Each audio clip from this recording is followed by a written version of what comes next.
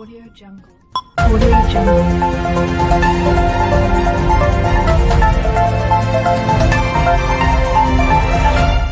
प्रणाम। मुख्यमंत्री एगो खूब सुंदर योजना चालू कैले बनी, जल जीवन हरियाली। पूरा विश्व में पर्यावरण असंतुलित हो चुकल बटुए। जब बारिश होखे के तब ठंडा पड़े लगता, जब ठंडा पड़े के तब बारिश होखे लगता, गर्मी होखे लगता। ई पर्यावरण के असंतुलन के ही कारण बा। यह पर्यावरण के बहुत हद तक पाटे खातिर बिहार के सूबा के मुख्यमंत्री नीतीश कुमार जी एगो कार्यक्रम चलैनी, जौना कार्यक्रम के नाम रहे जल जीवन हरियाली। यह जल जीवन हरियाली के तहत करोड़ों रुपया खर्च भई पेड़ लगावे खातिर, लेकिन ए पे पानी फेर रहल बने कुछ ऐसन लोग जवन की अगर इनका के वन तस्कर कहल जाओ तो इहो कम हो। कहे से कि पर्यावरण पूरी तरह से संतुलित हो चुकल बा। ओजोन परत में छिद्र बनल जाता, छिद्र बढ़ल जाता, सूर्य के तीखा किरण गर्मी तापमान बढ़ावल जाता। एकरा के पाटे खातिर पेड़ लगावल गई।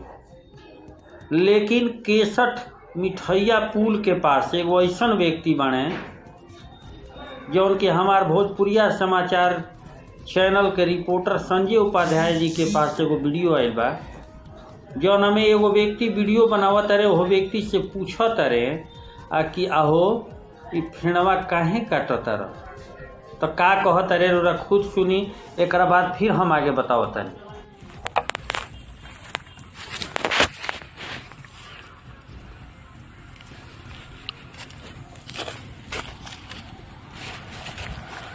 क्या हो जी? हाँ? कुदारी के बेड बनावे खातिर हाथ ना बढ़िया पेड़ काटत रह। सुन नहीं रो रहा कैसे ढीठता के साथ कहत रहे कि हम यह फेड़ के कुदारी के बेट बनावे खातिर काटत है। अब बताई, जहाँ लाखों रुपया के लागत से जीविका के माध्यम से, मनरेगा के माध्यम से वन विभाग रखवाली कर रहल बटुए, वन विभाग के ड्यूटी लगावल बटुए, लेकिन स्थिति बा कि ई लोग के तनिकियो परवाह नहीं खे। फेड़ के काटे से तनिकियो नहीं खे हिचकत लोग। आज स्थिति ई बटुए कि चौगाई के 60 कई जगह को वन विभाग के पेड़ काटल जाता, बेचल जाता, केहू पूछो या नहीं खे। एक और लाइव फुटेज भोजपुरिया समाचार के पास बटुए, रूरा देखब तो आश्चर्यचकित हो जाए। अनाधून आरी लगा के एगो व्यक्ति पेड़ के काट रहल बड़े। जब पूछाता कि काहे काटत रहा, तो कुदारी के बेट लगावे खातिर काटता। उनका ये नहीं बुझात कि ई पेड़ हमनी के ऑक्सीजन दी, ई पेड़ कितना हमनी खातिर फायदेमंद बा। मुख्यमंत्री के जल जीवन हरियाली के तहत करोड़ों अरबों रुपया खर्च भइल बटुए ताकि पर्यावरण के संतुलित बनावल जा सके। लेकिन कुछ ऐसन लोग जवन की सारा चीज कोयल करावल पर पानी फेरे के काम कर रहल बा।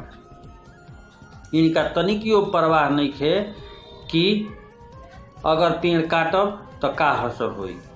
रौरा एक खाली और उनकर वीडियो फुटेज सुनी तो खुद पता चल जाए। सरकार पेड़ लगैले बिया अपना काम खातिर, तो मैंने बढ़िया काम करता रहा अपना जाने में। हरियर पेड़ काटत रहा, गाछी हो छोट मोट।